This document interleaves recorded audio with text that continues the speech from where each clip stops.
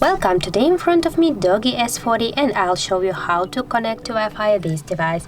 So first way, just go to the notification bar and here on the left side you can see the Wi-Fi icon. Just tap on the icon and your Wi-Fi will turn on. If you want to turn it off, just tap on the icon again and that's it. The second way is just go to the settings and here tap to the network and internet and here just tap to the switcher to activate Wi-Fi on your phone that's not connected, as you can see. And now here we'll see all the available networks. For example, I will go in with this one and now just here type your password and here if you will tap on this checkbox you can see your password and just tap to connect. So as can you see, our device is successfully connected to this network.